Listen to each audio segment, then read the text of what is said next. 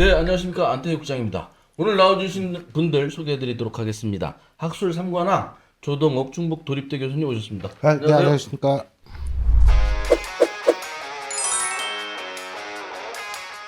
고시 3관왕 최용현 변호사님입니다. 네, 반갑습니다.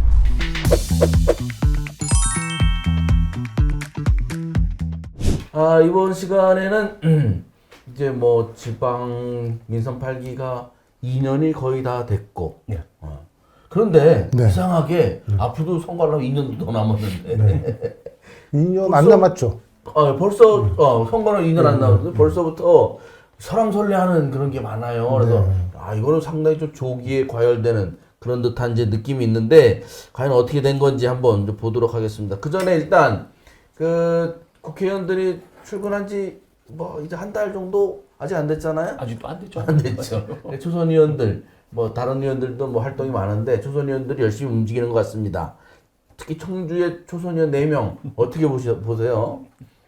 뭐 볼 게 있나요? 뭐 자기 방 꾸미고 국회 구석구석 살피고 뭐 회의 참석하고 뭐 지금 국회 어디 살펴보고 행사 동원되고 뭐 거의 볼 일이 없는 것 같아.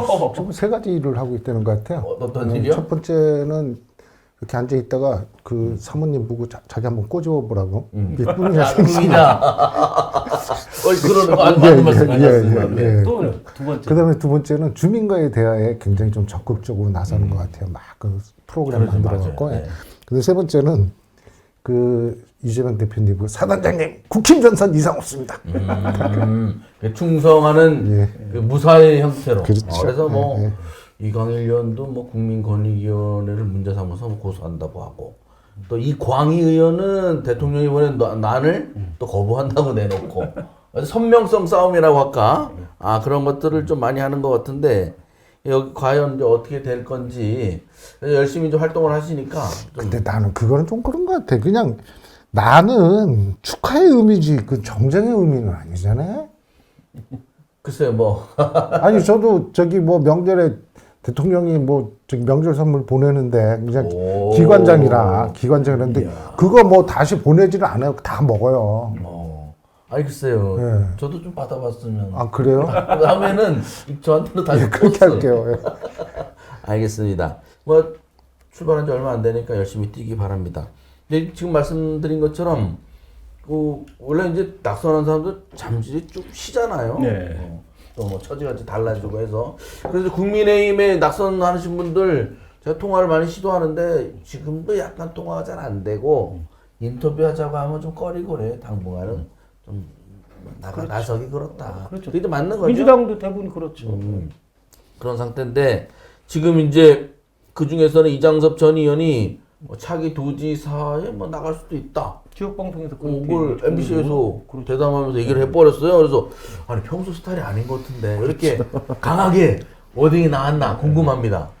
어떻게 외형상으로 본다면 적임자이기도 해요. 도지사 후보의 적임자이기도 하지. 2년간 정무부지사도 했고 그다음에 제천과 청주 양쪽에 기반을 갖고 있잖아요.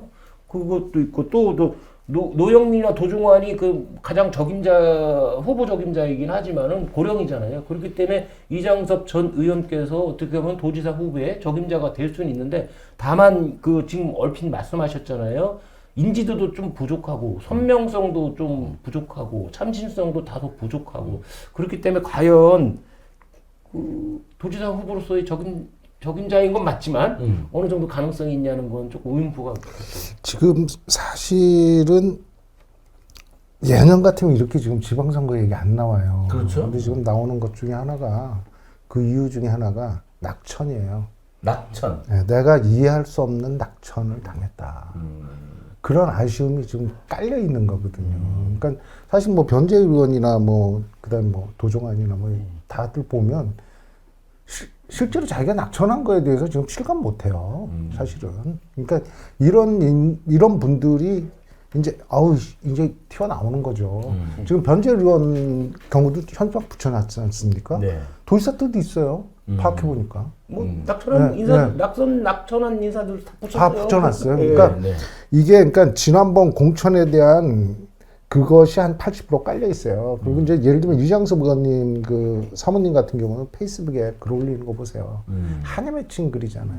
계속해서. 그러면 교수님 말씀대로 이제 낙천에 대한 불만 이게 도지사 출마로 연계될 수도 있다 이렇게 말씀을 하신다고 하면 가장 결정적인 거는 도지사 당선 후보로 결정되는데 가장 중요한 것은 2026년도 그 무렵에 당대표가 누구냐는 거죠. 요번에 당원당규 민주당 개정했잖아요. 그래서 이재명 대표가 대권 도전하면서 당권도 그때도 가질 수 있어요. 과연 이재명 1급 체제에서 과연 이장섭 의원이 낙천됐었잖아요.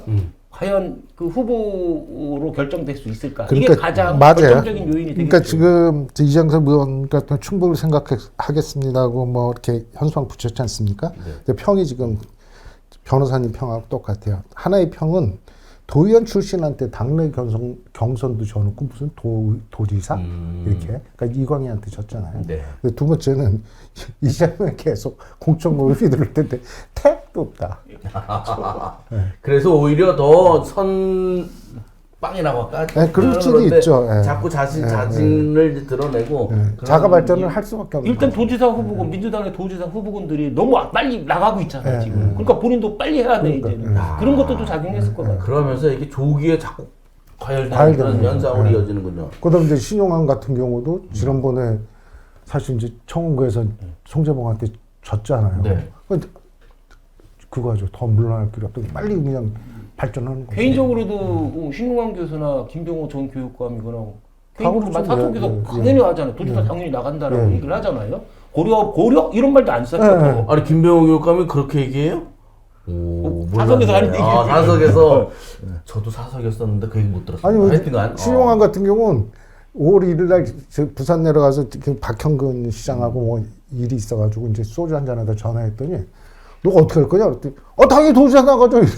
엊그저께도 만나셨죠. 예, 당연히. 형님 전 당연히 정부 도지사죠. 있어요. 엊그저께 회담을 하셨다고 네. 무슨 얘기 나누셨어요? 두 분이 신용환 교수하고. 밀당 좀 했지. 그러면 또 다른 분 없습니까? 신용환, 김병호 나왔고 송기섭 진천 군수도 뭐 이번에 2년 지나면 진천 군수를 이제 더 이상 못 하잖아요. 그분도 세 도지사 번. 네, 3선. 예. 도지사 후보군에서 이장섭, 신용환, 김병호 이 세 분하고 송기석 군수하고는 좀 결이 좀 다른 것 같아요. 결이 다르죠. 앞서의 세 분 예, 같은 예. 아니 그거보다는 경력에서 경력이. 앞서의 세 분은 그래도 광역의 경험이 조금씩이라도 있어요. 그렇죠. 이장섭 전 의원 같은 경우는 정무부지사 2년간 했었고 신용환 교수는 도단위 선거에 했었잖아요. 네. 그 도지사에 도전해 본 적이 있고 그다음에 김병호 교육감도 도행정, 도의 교육분야지만 도 전체를 관장하는 수장 역할을 했었는데 송기석 군수 같은 경우는 세 번이나 했지만 기초잖아요. 기초기 때문에 좀 결이 좀 다른 것 같은데 그래서 많은 분들은 아마 시청자분 중에서 군수가 어떻게 도지사냐 청주시장도 아니고 뭐 그렇게 좀 의아해할 수도 있지만 그런 사례는 몇 군데 있어요. 요번에 뭐 우리 지역 선거에도 그랬잖아요. 이광희 도의원이 국회의원이 된 것처럼 또 지금의 그 국힘의 중진인 김태호 의원 있잖아요. 이분이 원래 경남지사를 하기 전에 거창 군수를 했었어요. 그다음에 군수 출신이 도지사하고 국회의원도 뭐 국회의원보다 도지사지만 그렇기 때문에 송기섭 진천 군수도 충분히 가능성이 있다고 생각해요. 아니 김두관도 남해 군사하다가 그렇죠. 경남지사. 경남지사였죠. 네. 그렇죠. 이번에 저 국민권익위에서 했잖아요. 저희 처혜택 뭐 백이라도 하나 갖다 주면 저는 무조건 지지. 직무 관련성 없어. 그렇죠. 직무 관련성이 없더라고요. 부인은. 저한테 주면 안 되고. 어. 아니 참 최정 목사님 저하고 이렇게 뭐 술도 먹고 그랬는데 왜 집사람한테는 디올백 안 줘요? 우리 집사람한테는? 맞아. 예? 글쎄요. 직무 관련성 없는데. 예? 직무 관련 아무도 없고 저안 되면 샤넬 화장품이라도 줘야 될 거 아니야. 그런 청탁을 많이 받으시겠는데 그분 왜 왜 나랑 주? 집사람이 이거 갖고 되게 뭐라 그래요. 요즘 그렇겠군요. 이거 그 백이요 참 화제가 돼가지고요. 이게 민주당은 이렇게 좀 주자가 많아요, 그죠? 벌써부터. 그렇죠. 근데 국민의힘은 상대적으로 국회의원 이제 낙선한 분들은 또 국회의원 도전을 할 가능성이 있고 또 막 안 떠올라. 일단 뭐 떠오르는 분은 정우택 네. 전 의원 같은 경우, 그 다음에 현역인 박덕흠 이종도 의원 같은 경우 가능성은 있죠. 가능성은 그렇죠. 있죠. 아직 이제 뭐 자꾸 움직이거나 이런 건 아니니까. 정우택 의원은 뭐 요새 수사 받느라고. 전 의원입니다. 전 부의장님. 네. 최근에는 이제 화제됐던 사람이 그 윤희근 경찰청장. 네. 청주대 김은배 총장이 석자 교수를 해달라 그랬대요. 석자 교수가 이 자리가 높은 거죠? 근데 높은 이미 거죠. 지역신문도 월급 나와요? 월급 나오죠. 그러니까 석자 교수는 재단하고 협의를 잘하면 1년에 한 3시간 강의하고도 매달 400씩 받을 수도 있어요. 석자 교수는 그거 자체가 높군요. 예, 예. 아니 그 옛날에 틀려요. 협상 나름이지. 그러니까 옛날에 이명박 같은 경우도 한양대 석자 교수 와서 뭐 1년에 3시간 강의했나? 그리고 매달 400씩 받아갔어요. 풍기집이죠 예. 사실. 그러니까 일종의 그 대학에서 좀 정치적으로 조금 뭐 도움 받으려고 하는 거죠. 그러니까 제가 이 윤희근 청장 움직임에 조금 그거 곤두서는 게 제가 사실은 저 옛날 이원종 지사하고 좀 친하지 않습니까? 근데 이원종 지사님이 이제 서울시장 간두고 청주대 석자 교수로 올라 그랬어요. 네. 도지사 출마하는 디딤돌로. 그렇죠. 그러다가 이제 서울대 총장 자리가 나와서 이제 서울대 총장으로 가서 도지사한 거거든요. 그러니까 네. 윤희근 청장이 청주대 석자 교수. 그러니까 딱 이원종 지사가 떠오르면서 이분 지사의 뜻 있는 거 아닌가 하는 생각이 들어요. 지사에. 도지사에. 지난 총선에도 차출설이 엄청나게 그랬죠. 나왔죠. 특히 네. 흥덕구에서 많이 나왔는데 이제 무산이 되어버렸지만 지금 만약에 8월 달에 이제 옷을 벗고 나와서 청주에 이제 털을 다져서 활동을 시작한다고 그러면 사실은 총선은 너무 뒤에요. 너무 뒤이기 때문에 저기도 떨어져 총장의 그 뭐라고 그럴까 뭐라고 그러죠? 그거 저기 뭐죠? 약발이 떨어져. 맞아. 약발이 떨어져. 정관님 어떤 거? 그렇죠. 앞으로 뭐 민년을 4년을 기다리면 약발 다 떨어지지. 그렇기 때문에 다가오는 지방선거에 출마할 가능성도 있는데, 근데 최대의 약점은 경찰행정 빼고 경찰 분야 빼놓고는 지방행정 경험이 없잖아요. 그렇죠. 그렇기 때문에 그래도 뭐 약발 떨어지기 전에 한다고 그러면 지방선거에 도전한다. 그러면 도지사 아니면 시장인데 저는 개인적으로 만약에 지방선거에 도전한다고 가정을 한다면 도지사보다는 시장 쪽으로 턴하지 않을까. 왜냐하면 돈은 너무 부담이 되거든요. 선거 그 지역구 전체잖아요. 그렇기 때문에 부담이 되기 때문에 조기령 시장 같은 경우, 조기령 시장도 경찰 간부 출신이었잖아요. 네. 그러다가 청주시장에서 지금 삼성까지 했나 그렇잖아요. 그렇기 네. 때문에 청주시장 쪽도 생각이 있지 않을까. 아니, 근데 뭐 구수 검찰도 대통령 하는데 뭐.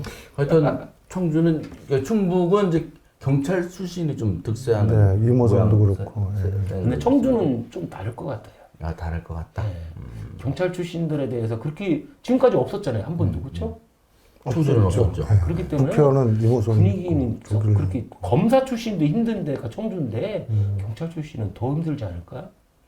그런데 이제 뭐 나중에 될 사람 되고자 하는 사람들 말고 지금 되어 있는 분 김영한 지사는 어떻게 지내요? 아 근데 우리는 항상 김영한 지사에 대한 빼놓고 얘기해요. 빼고 얘기하더라고. 저도 몰라요. 아 몰라요. 그 말거리가 없어서 빼놓나? 그 전체 지지도, 그러니까 특히 청주에서의 지지도는 지금 바닥 같아요.